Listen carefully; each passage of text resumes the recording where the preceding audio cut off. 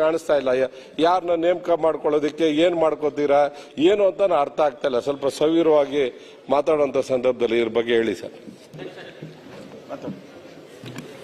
ಸನ್ಮಾನ್ಯ ಅಧ್ಯಕ್ಷರೇ, ಗ್ರೇಟರ್ ಬೆಂಗಳೂರಿನ ತಿದ್ದುಪಡಿ ವಿಧೇಯಕನ ಮಾನ್ಯ ಉಪಮುಖ್ಯಮಂತ್ರಿಗಳು ಮಂಡಿಸಿದ್ದಾರೆ.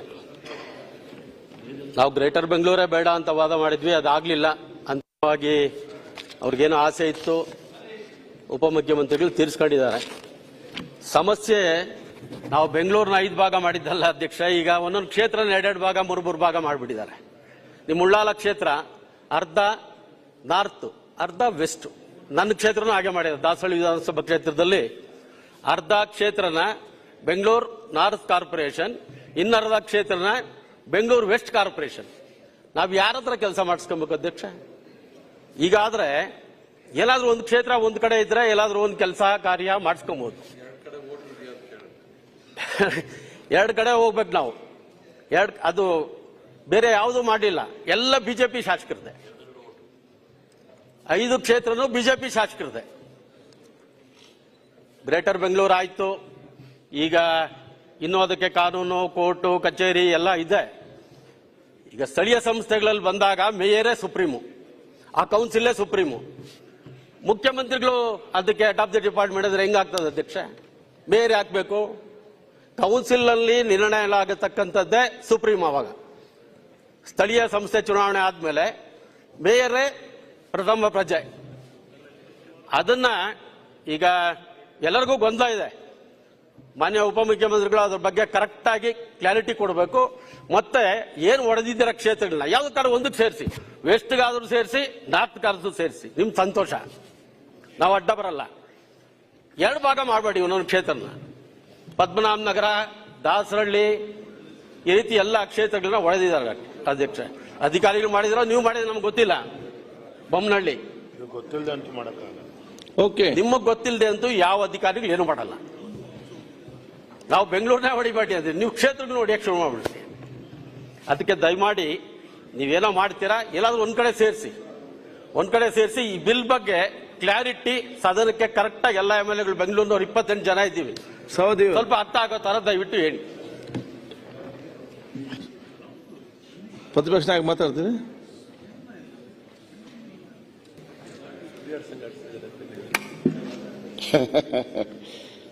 ಸನ್ಮಾನ್ಯ ಅಧ್ಯಕ್ಷರೇ,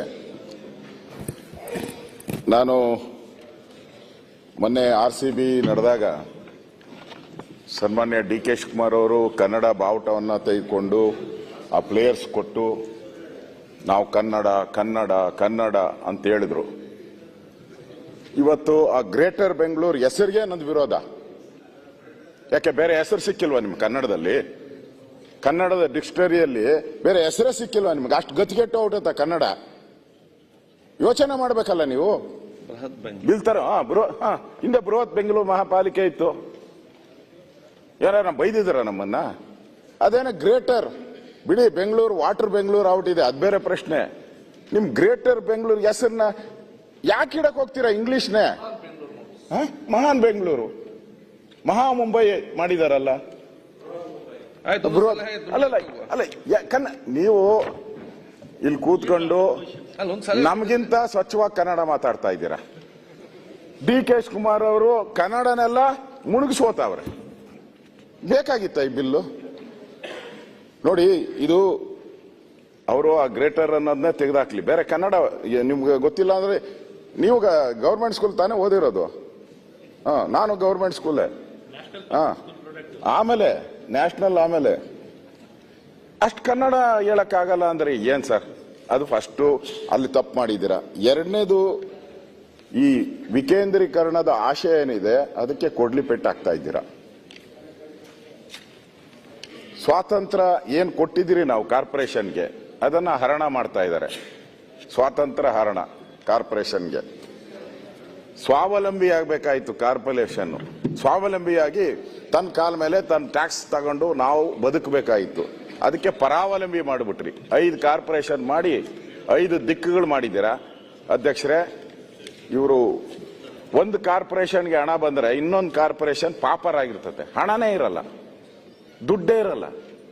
ಅಂದ್ರೆ ಪರಾವಲಂಬಿಲಾಗಿ ಸುತ್ತಬೇಕು. ಸರ್ಕಾರದ ಕಪಿಮುಷ್ಟಿಗೆ ಸಿಕ್ಕಾಕೊಂತಾರೆ. ನೀವು ಮಾಡಿರೋ ಈ ಬಿಲ್ನಿಂದ ಸರ್ಕಾರದ ಕಪಿಮುಷ್ಟಿಗೆ ಎಲ್ಲ ಸಿಕ್ಕಾಕೊಂತಾರೆ. ರಾಜೀವ್ ಗಾಂಧಿ ಅವರು 74th ಅಮೆಂಡ್ಮೆಂಟ್ ತಂದು 30 ವರ್ಷ ಆಗೈತಾ? ಅದಕ್ಕೆ ಮರ್ತ್ಬಿಟ್ಟವ್ರೆ. 30 ವರ್ಷ ಆಗಿರೋದಕ್ಕೆ ಮರ್ತ್ಬಿಟ್ಟವ್ರು ಅವರು ತಂದಿದ್ದು. ಅದೇ ಮರ್ತೋಗ್ಬಿಟ್ಟಿದ್ರ ಬಿಡಿ, ವಯಸ್ಸಾಯ್ತು. ಅದಕ್ಕೂ ಆ ಬಿಲ್ಗೂ ಅದಕ್ಕೂ ವಯಸ್ಸಾಗ್ಬಿಡ್ತು, ಬಿಲ್ಗೂ ವಯಸ್ಸಾಗ್ಬಿಡ್ತು. ಅದಕ್ಕೆ ವಿರುದ್ಧವಾಗಿ ನೀವು ತರ್ತಿರಲ್ಲ, ಸರಿನಾ ಇದು ಅಧ್ಯಕ್ಷರೇ? ಇದು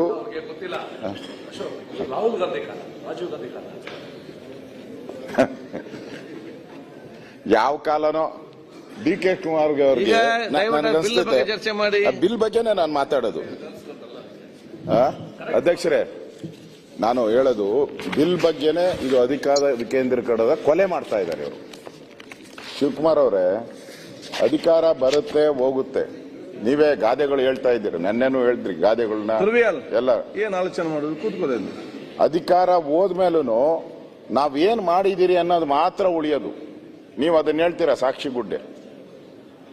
ಆ ಹೆಜ್ಜೆ ಗುರುತನನ್ನ ಬಿಟ್ಟು ಹೋಗ್ಬೇಕು ನೀವು.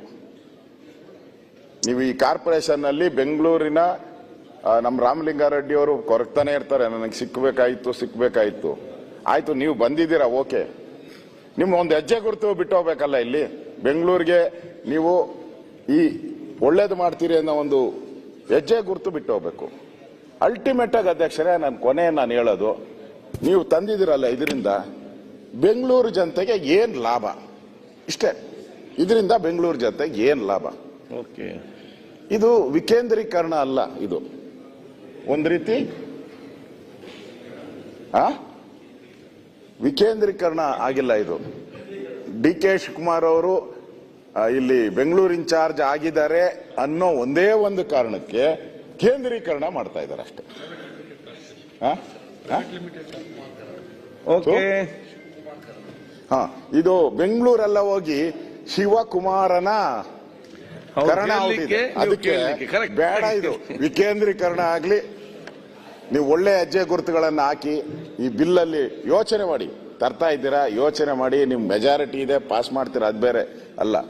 ನೀವು ಹೆಜ್ಜೆ ಗುರುತುಗಳನ್ನ ಹಾಕ್ತಾ ಇದ್ದೀರಿ, ಒಳ್ಳೆ ಹೆಜ್ಜೆ ಗುರುತುಗಳನ್ನ ಹಾಕಿ. ಈ ಬಿಲ್ಲು ಒಳ್ಳೇದಲ್ಲ ಸಮಾಜಕ್ಕೆ, ದಯವಿಟ್ಟು ವಾಪಸ್ ತಗೊಳ್ಳಿ. ರಿಜ್ವಾನ್